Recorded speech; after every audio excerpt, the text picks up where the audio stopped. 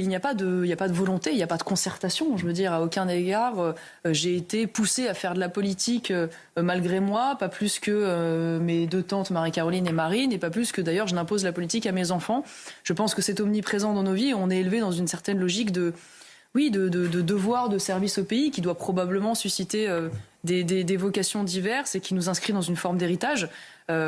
C'est vrai que moi je débute ma carrière politique avec une forme de mission un peu singulière que m'enjoint de tenir Jean-Marie Le Pen, qui est d'aller laver le nom Le Pen à Carpentras, dans cette circonscription de Vaucluse, suite à cette terrible affaire de Carpentras dans les années 90 qui avait largement sali le nom Le Pen.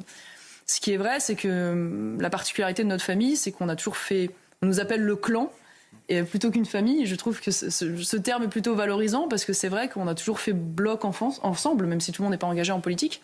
Et on s'inscrit, en tout cas, moi je le vis comme ça, dans une forme d'héritage. Parce que Jean-Marie Le Pen, par exemple, a toujours été un fervent défenseur de l'union des droites. On en parle peu.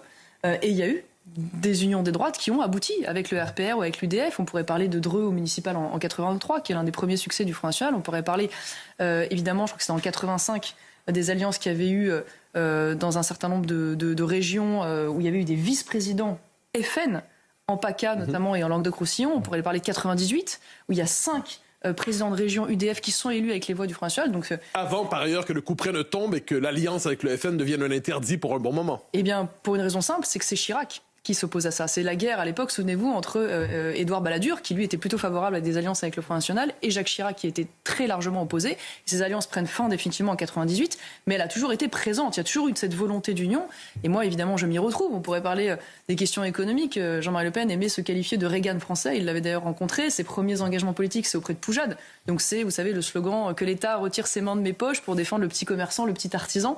Donc un positionnement très anti-fiscaliste, plutôt anti-étatiste, anti-socialiste, bien sûr.